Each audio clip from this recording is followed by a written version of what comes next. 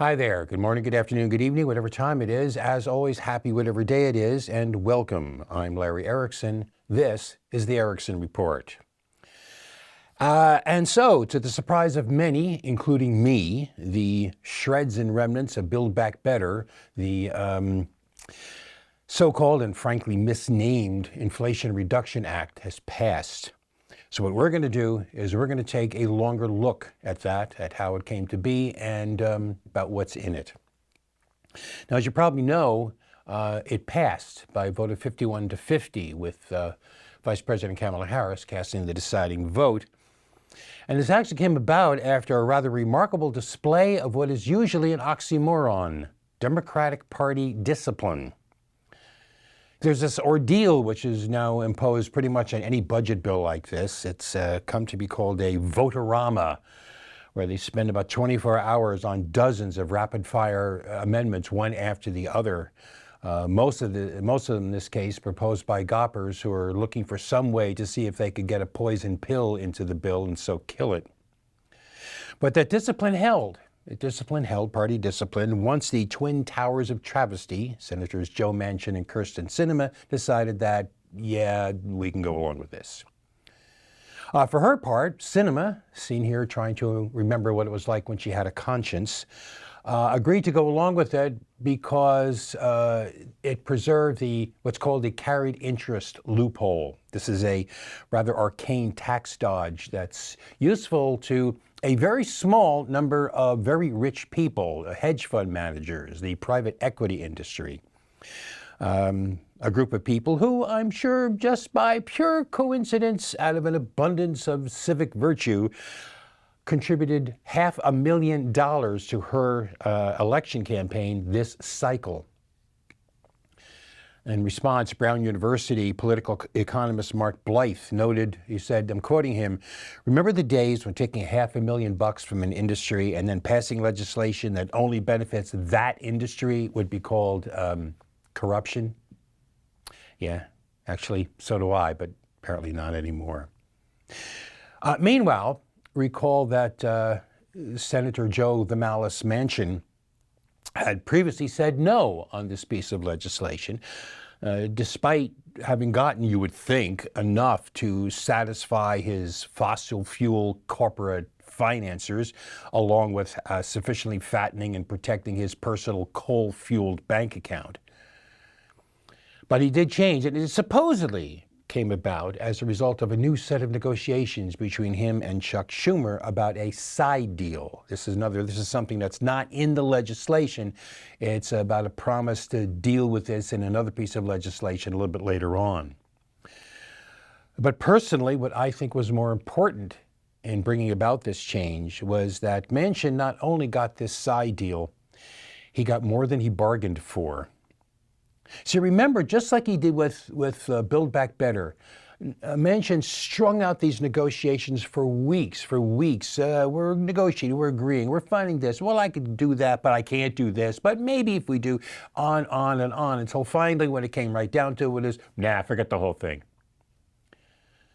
This time, though, after he said his no, he was openly attacked by other members of the Democratic Senatorial Caucus and other members of the party as well. And there were whispers about the question that I asked last time: why is this man still chair of the Senate Energy Committee? Now consider that, according to the most recent polls, it is by no means a sure thing that the Democrats would lose control of the Senate in the midterms. And even if the goppers do take control of the Senate, there's absolutely no guarantee that that fish-face Mitch McConnell would reward Manchin if he switched parties by getting the chair back of the Energy Committee. So in other words, Manchin was actually now facing the potential for actual consequences for what he did. And somehow then he managed to come around. Now, as for the bill itself, there is some good stuff in it. If we can understand good stuff as being better than zero, that is, better than what already existed. Doesn't necessarily mean, good on its own merits. But even in those cases, none of them emerged unsullied. One thing that did survive for the most part, was the 15% minimum corporate tax, or the book tax, as it's called.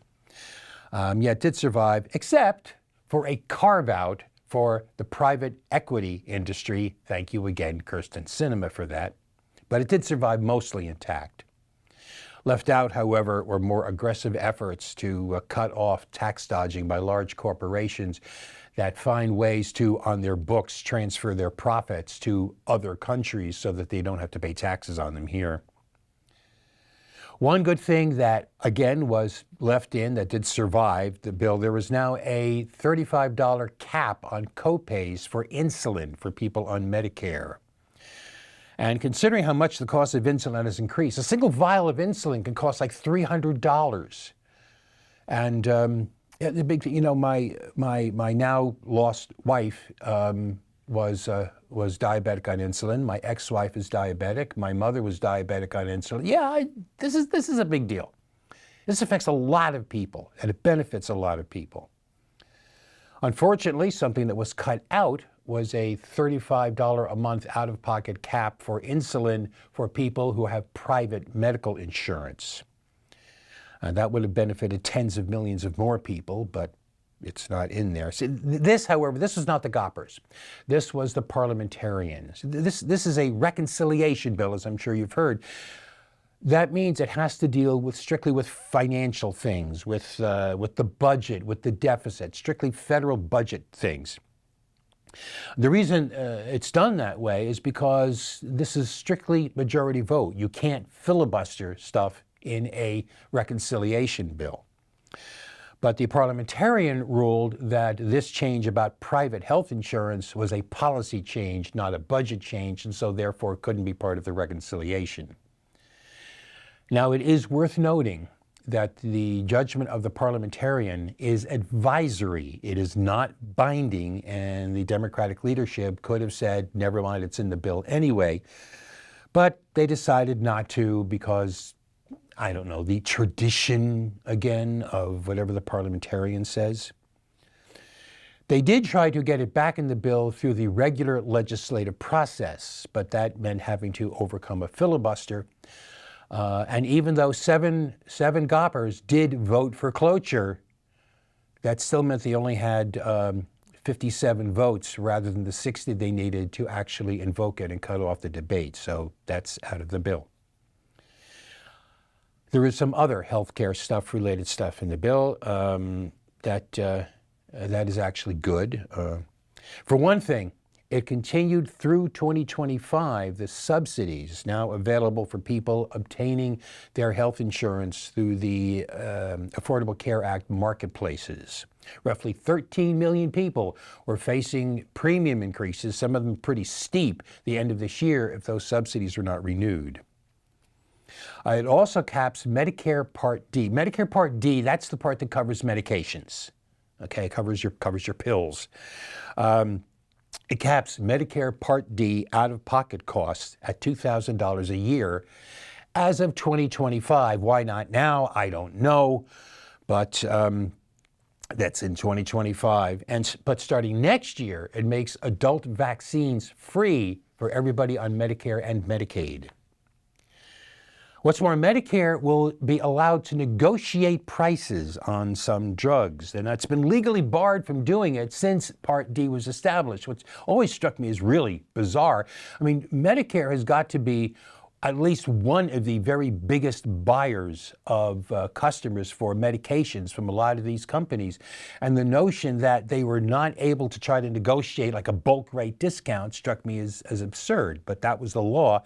But now, as of 2026, again, I don't know why not now, but as of 2026, they will be able to negotiate prices on at least some drugs. Apparently it's not the whole formulary, but at least some drugs.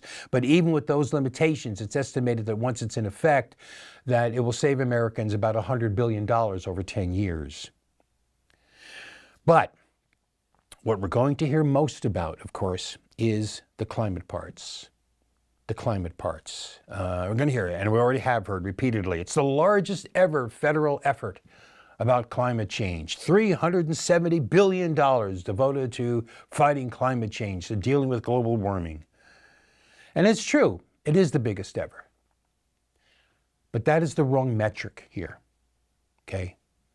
The right metric, the correct metric is not, is this the biggest ever? Is this the most money ever? The question is it big enough? And the answer to that is no.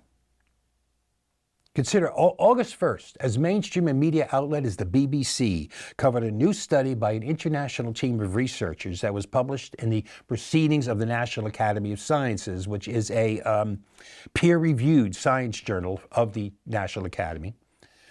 That study concluded that scientists are not taking seriously enough the possibility of catastrophic climate change.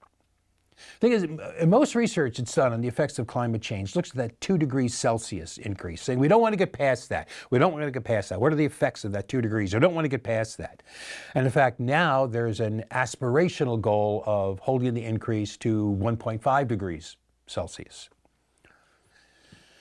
The problem is that the current commitments that nations of the world have made in order to reduce their output of carbon, greenhouse gases. Those commitments are not enough to hold us to 1.5 degrees Celsius. We're going to blow right through that goal.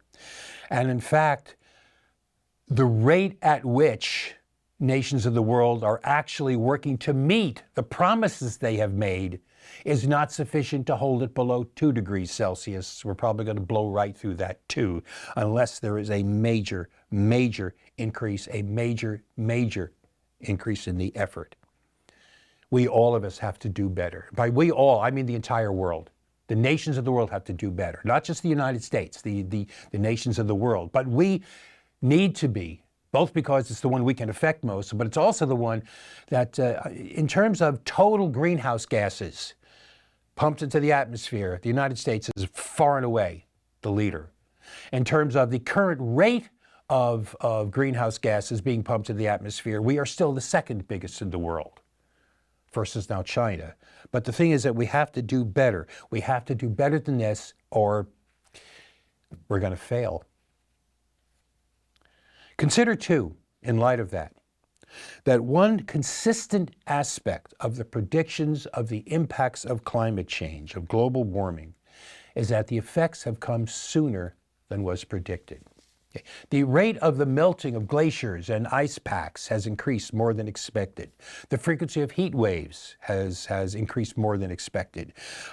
Sea rise is more than expected. Now, think none of these effects were unpredicted, but we were expected to get to this point a couple of decades from now. What this means, bottom line of what this means, is that the impact of any degree of climate change has usually been underestimated. Whatever they thought it was going to be at a particular degree of climate change, it's worse. The authors of this study that the BBC covered say that the consequences of more extreme warming, which is still definitely in the cards if we don't do a lot better than we are, the consequences of more extreme warming are, they say, dangerously underexplored. They argue, in fact, that the world needs to start preparing for the possibility of what they term the climate endgame, catastrophic climate change, even including potentially human extinction. Which is why this side deal between Manchin and Schumer is so disgusting. A draft copy of the legislation was obtained by Bloomberg.com, and it confirmed that this proposal would help to, it is intended to accelerate approval of fossil fuel projects. Food and Water Watch looked at this, and they dubbed the proposal a climate disaster. It requires the president to create a list of 25 infrastructure projects deemed to be of strategic national importance that would be fast-tracked through a variety of environmental and public safety reviews. At least 5 of these priority items must be projects to produce, process, transport, or store fossil fuel products or biofuels. Two of them 2 more should be devoted to the capture, transport, or storage of carbon dioxide. In other words, at least 2 of these have to be devoted to this carbon capture fantasy that we've heard about for years, where we can continue to produce all the greenhouse gases, burn all the coal and the oil and all the rest that we want, because we're just going to go around with our magical technological butterfly nets and just sweep it right back out of the air again. Food and Water Watch Director Jim Walsh called the deal here, this Psy deal, the ultimate devil's bargain. And that is, he said, any future White House that seeks to do special favors for the fossil fuel industry could effectively force the construction and expansion of fossil fuel infrastructure, while any White House that wanted to limit such construction would be hamstrung by this legislation. Both Walsh and Jean Sue, Director of Energy Justice Program at the Center for Biological Diversity, called this proposal an oil and gas wish list. Oh, and by the way, one of the projects expected to be on this list is the Mountain Valley Pipeline, intended to pass through West Virginia and a pet project of Joe Manchin. We, friends, are in trouble. And there are some times when I truly wonder if we're going to make it. And after that, I need a break.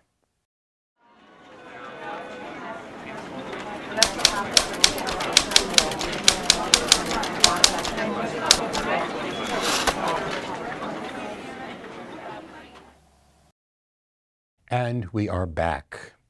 And I'm actually back with a couple of clown awards. I haven't had many recently because even the clowns seem too dangerous or outrageous to actually qualify as clowns rather than threats. But I do have 2 this time, and lighten things a little bit, I suppose. So first off, there's this outfit called Impossible Foods. What it does is it makes plant-based foods that they say can be cooked like and, in fact, taste like, they say, ground beef and sausage. Well, this month, Cracker Barrel added a vegan item to its menu, this company's plant-based sausage patty. Remember, this is an addition to the current menu. Well, the company announced it on its Facebook page, and the responses in the comments were a stream of accusations that having this vegan sausage on their menu was some kind of attack on basic and true American values. The commenters were incensed. Boycotts were threatened. In other words, this vegan patty became another front in the culture war. In other words, Cracker Barrel, like any good capitalist enterprise would, you expect, tried to make a few extra bucks by trying to appeal to a market it had not really addressed before, in this case, vegans. And the right wing goes nutso, and it's like their entire cultural world is trembling on the verge of collapse. And they say we are the snowflakes. I say that they are the clowns. All right, going from the silly to the surreal, we have this, and yes, this is not a fake, this is real. In a fundraising appeal, Gopper Senator Tim Scott of South Carolina posits a dungeon of despair if the Goppers do not win back the Senate in the midterms.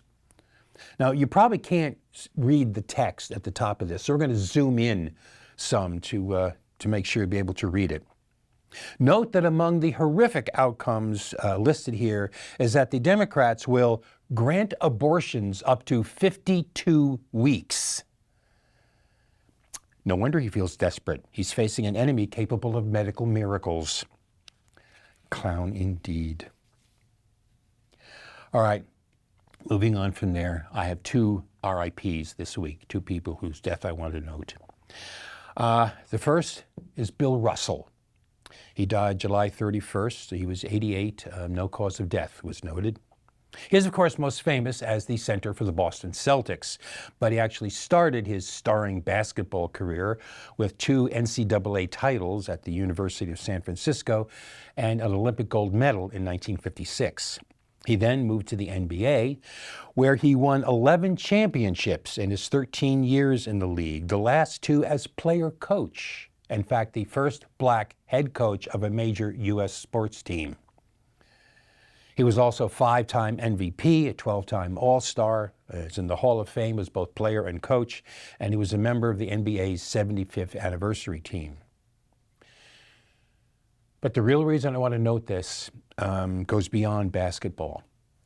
See, the Celtics, they were my favorite team. They were my team, the team that I followed, the team that I watched and rooted for. And Bill Russell wrote an autobiography in 1966. It was called "Go Up for Glory." And, you know, he was a star of my favorite team. So, you know, I got the book and I read it. I started the book with respect for the player. I ended the book with respect for the man, respect that persisted. Bill Russell was, to the end, a fierce advocate for civil rights, for human rights. In fact, just a couple of years ago, he supported the NFL players taking a knee during the national anthem before the football games in protest of police violence against black people. He did it by tweeting a picture of himself taking a knee while wearing his Presidential Medal of Freedom. But I'm going to end by going back to baseball. To basketball, rather. Back to basketball. Because one of the things that annoys me sometimes, you hear about the discussions of who is the greatest of all time, who is the greatest player of all time. And those discussions, in my opinion, really are fundamentally silly. Because in a team sport like basketball, you never have enough context to actually judge who was the greatest player in the league. I mean, you can't judge by their stats. There's variations in time, and who were your teammates? How good were they? Lots of other things that just, you don't really have enough context to make a comparison. But if we can judge the greatest by a different measure, judge them by the impact they had on the game, the impact they had on how the game was played, I have my top 4 greatest of all time players. Number 4 would be Michael Jordan. Number 3 would be Wilt Chamberlain. Number 2 would be Julius Erving.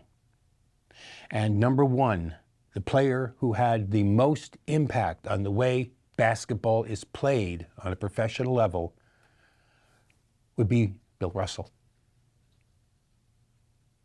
So I say to Bill Russell, the basketball player, and even more to Bill Russell, the man, R.I.P.